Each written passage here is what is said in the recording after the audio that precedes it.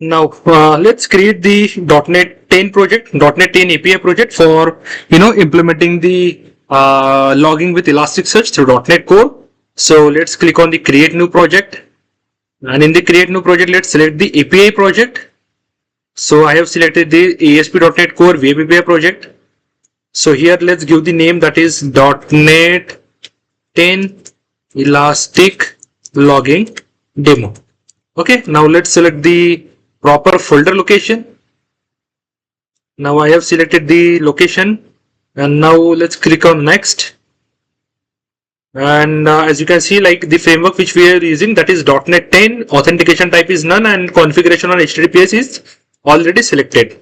Now it's time to create the basic boilerplate code of .NET 10. It will take some time to create the boilerplate or basic code. So as you can see, like the code has been created.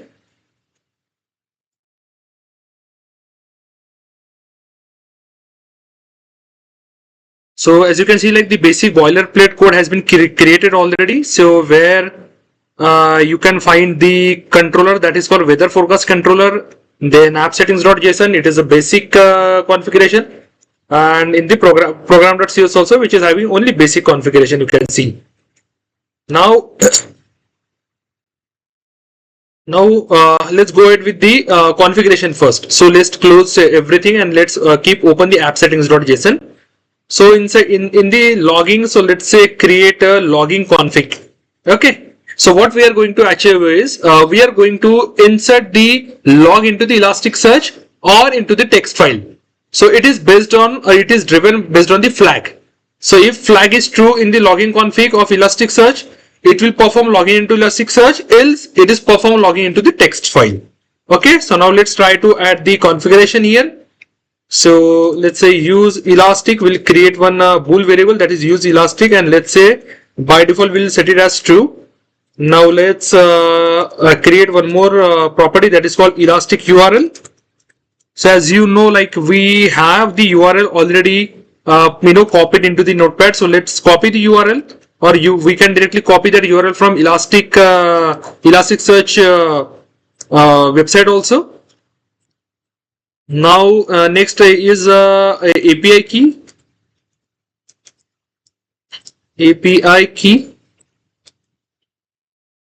and now let's copy this API key that I have copied already in the notepad. Now let's paste the API key also here, and now let's index format. Okay, now let's create the index format. And the index format we can give, that is index and the logs. Like for example, index name, let's say .NET logs hyphen hours, year, and hours and dd. Okay, like minutes and date. So this is the basic configuration I have added for Elasticsearch logging, where I have created the bool variable. So if use elastic is true, then only it will perform logging into Elasticsearch, else it will do logging into the text file. So I am just giving you the example. So instead of the text file, you can use a database also, or you can use other tool like Elasticsearch for performing the logging. Okay. So if you want like from where we can copy this Elasticsearch URL, I will show you once again. So let's go to the browser first. So so I will show you like from where we have to copy the Elasticsearch endpoint. So as you can see, I am already logged into the Elasticsearch dashboard.